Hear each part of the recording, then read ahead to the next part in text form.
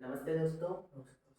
मेरा नाम है Praveen Goswami, direct help against repulsion and atrocity society अध्यक्ष। दोस्तों, पहले हमने आपको बताई थी कुष्ठ रोग मुक्त व्यक्ति नूरजहाँ जी की पहली स्टोरी, जो बूंदी जिले से संबंधित थी। आज हम आपको बता रहे हैं बूंदी जिले से संबंधित दूसरी स्टोरी। नमस्ते। नमस्कार सर। आपका नाम क्या है? जगदीश प्रजापति। आपकी उम्र? 46 साल। और कहाँ के रहने वाले हैं आप? गाँव संगावदा, जिला बूंदी। जगदीश जी बूंदी जिले से हैं और उम्र 60 साल है। दोस्तों, कुष्ठ रोग मुक्त व्यक्तियों को किस तरीके की परेशानियों का सामना करना पड़ता है और कुष्ठ पेंशन जो इनको राज्य सरकार दे रही है उसमें क्या क्या परेशानियां इनको सामना करनी पड़ रही हैं और किस किस तरीके की समस्याएं हैं, हम जगदीश जी से उन्हीं के शब्दों के अंदर जानेंगे और समझेंगे कि इसके अंदर किस किस तरीके की परेशानियां हैं। तो जगदीश जी, आप सबसे पहले मुझे ये बताएं कि जो कुष्ठ रोग आपको हुआ था, हाँ, ये कितने साल पहले हुआ था? 3 साल पहले। 3 साल पहले। और जब आपको कुष्ठ रोग हो गया तो उसके बाद आपने इलाज करवा लिया। हाँ, इलाज करवाने के बाद आपको फिर किस किस तरीके की परेशानी आती हैं? परेशानी सुनापन रहता है इलाज के बाद भी। हाथ पैर। हाथ पैर के अंदर हाँ, सूनापन रहता है। हाँ। आप व्यवसाय क्या करते हैं? खेती का काम करते हैं, खेती हमारी। अच्छा, जगदीश जी खेती का काम करते हैं और इनके हाथ पैर के अंदर सूनापन रहता है। हाँ। दोस्तों, आइए जानते हैं कि एक किसान को कुष्ठ रोग मुक्त जो इस तरीके की परेशानी होती है कुष्ठ रोग होने के बाद, तो किस किस तरह की परेशानियां किसान के काम करने में उनको आती है। जगदीश जी, आपको जो किसान का काम होता है उसमें अब किस तरीके की परेशानी आती है? जब सर्दियों में खेत में पानी लगाते हैं ना गेहूँ में, तो पानी नहीं लगा पाते। ऐसे बूंदता नहीं है, एलजी नहीं है बोले ठंड में, सीधी सीधी रहती है। अच्छा, हाँ। और किस तरीके की परेशानी आती है? और कमजोरी बहुत हो गई शरीर में, आंखों से थोड़ा धुंधलापन दिख रहा है। तो जो जगदीश जी बताना चाह रहे हैं कि कुष्ठ रोग होने के बाद इनके हाथ पैर सूने रहते हैं, शरीर में कमजोरी रहती है और आंखों की भी दृष्टि इनकी कमजोर हो गई है। जगदीश जी, आपको इस कुष्ठ पेंशन के बारे में कब पता चला?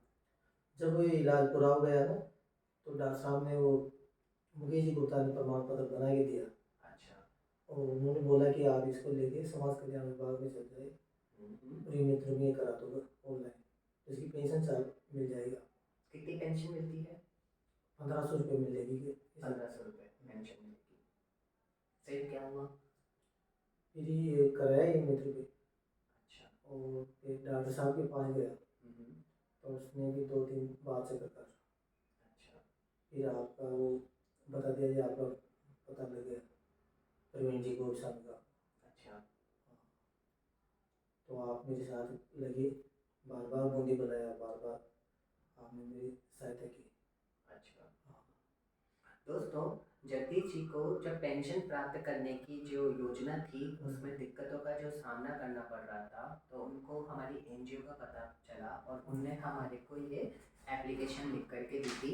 आप देख सकते हैं, इसमें इन्होंने लिख करके दिया था कि आप हमारी सहायता करें।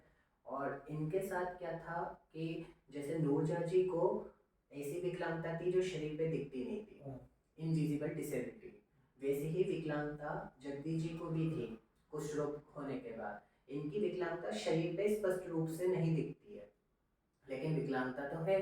और इस पेंशन के अंदर पेंशन प्राप्त करने के लिए लोगों को विकलांगता सर्टिफिकेट लगवाना पड़ता है। अब डॉक्टर्स के पास जब ये जा रहे थे तो विकलांगता प्रतिशत नापनी कैसे है, उसके अंदर क्या मापदंड रखने हैं, ये डॉक्टर्स को समझ में नहीं आ रहे थे। तो इन्होंने हमारे को जब एप्लीकेशन लिख करके दी, तो हमने संबंधित निर्देशालय जयपुर, चिकित्सा विभाग और समाज कल्याण विभाग, जिला कलेक्टर बूंदी, इन सबको लिख करके दिया था कि इन लोगों के साथ इस तरीके की परेशानियां आ रही हैं और इनके लिए समाधान निकाला जाना चाहिए। और 17 फरवरी 2023 को संबंधित जो निर्देशालय है इसने ये आदेश भी जारी किए और इसके अंदर बताया कि किस तरीके से इन लोगों की जो विकलांगता है इनविजिबल वो जांची जानी चाहिए EHS स्कोर से। और WHO का उन्होंने इसके अंदर संदर्भ देते हुए बताया कि WHO ने इस चीज़ को बताया है, इस तरीके से इन लोगों की विकलांगता मापी जा सकती है।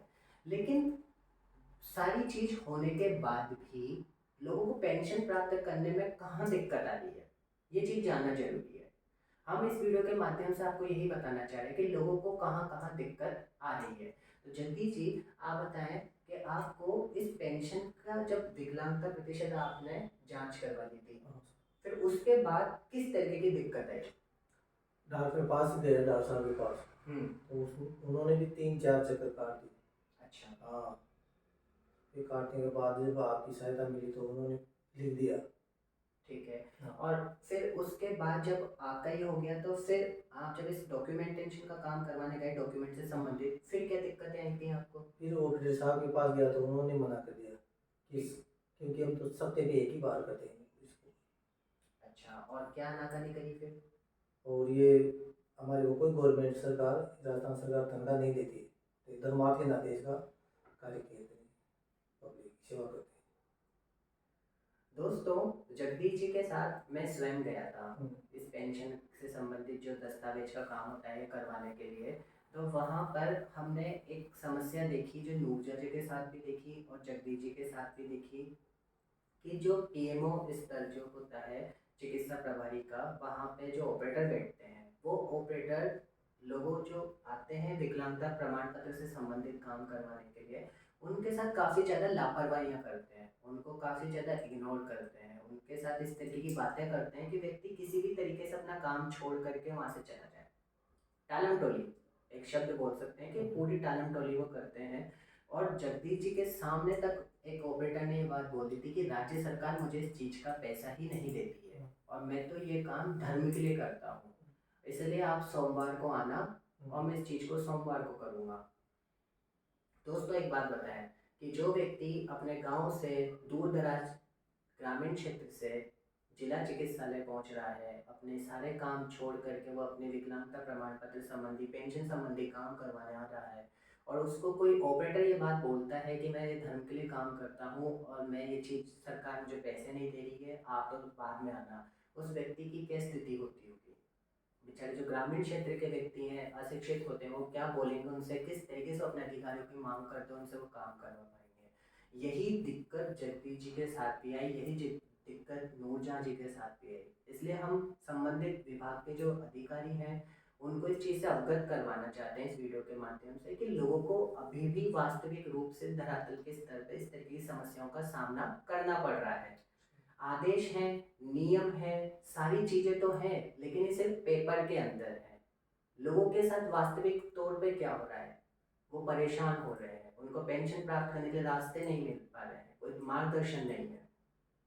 जगदीश जी, आप बताएं कि आप आँख से संबंधित जो अपनी समस्या बता रहे थे, आपकी किस तरीके की आपकी दृष्टि दोष है, कि आपको दूर का दिखने में समस्या है कि पास का दिखने में नहीं, समस्या? दूर का तो दिख रहा है, पर ये पत्रिका अखबार नहीं पढ़ा जाता है, पहले पढ़ते थे और जो कुछ होगा उसके बाद नहीं पढ़ा जा रहा है।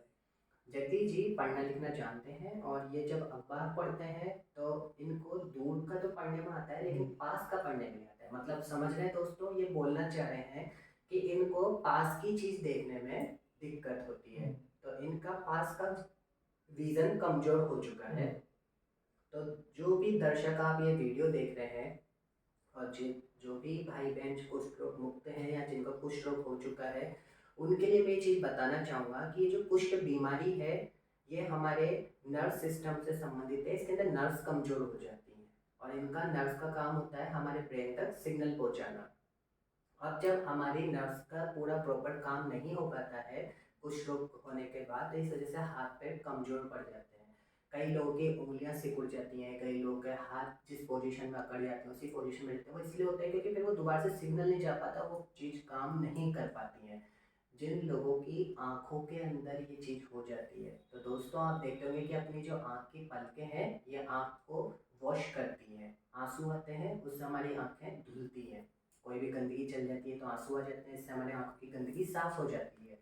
लेकिन कुष्ठ रोग हो जाने के बाद लोगों की ये पलकें कई बार काम करना भी बंद हो जाती है। इस वजह से उन लोगों के लिए हम विशेष तौर पे बताना चाह रहे हैं कि यदि आप कुष्ठ रोग से ग्रसित हो चुके हैं या आपको कुष्ठ रोग है तो आप प्लीज़ अपनी आंखों पे एक चश्मा जरूर लगा करके रखें, अपनी आंखों का ख्याल रखें। जगदीश जी, आप भी कभी बाहर जाएं कभी ड्राइव करें तो आप अपनी आंखों पे चश्मा पहने, जिससे कोई भी धूल कंकड़ आकर के आपकी आंख को क्षति ना पहुंचा सके। लगाएंगे सर। क्योंकि कई लोगों की आंख का लेंस खराब हो जाता है। मेरे को ये भी पता पड़ा एक चिकित्सक से कि कुछ लोगों की आंखें खुली ही रहती हैं रात को जब वो सोते हैं। तो प्लीज़ अगर आपके साथ आंखों में ऐसी समस्या है तो अपनी आंख को ढक करके आंख पे कपड़ा रख करके सोइए, जिससे कोई कीड़ा मकोड़ा या कोई ऐसी चीज़ आपकी आंख को नुकसान ना पहुंचा दे। ठीक। तो जगदीश जी, आपने हमारे को आपका वक्त दिया, हमें बहुत अच्छा लगा। और आज आपके पेंशन से संबंधित काम भी हो गया है। अब आपकी कुछ समय बाद पेंशन का जो प्रक्रिया है, पहली और दूसरी, वो भी पूरी हो जाएगी। हो जाएगी सर। और मैं आपसे उम्मीद करता हूँ कि आपको जो 1500 रुपये पेंशन मिलेगी, इसका उपयोग आप अपने अच्छे खाने पीने में, अपनी देखभाल में करेंगे। लगाएंगे सर। तो दोस्तों, आज आपके सामने हम लेकर के आए थे दूसरी स्टोरी। आपका भी धन्यवाद। आपको अगर स्टोरी अच्छी लगी हो, इसको लाइक करें, सब्सक्राइब करें, शेयर करें। नमस्ते। नमस्कार।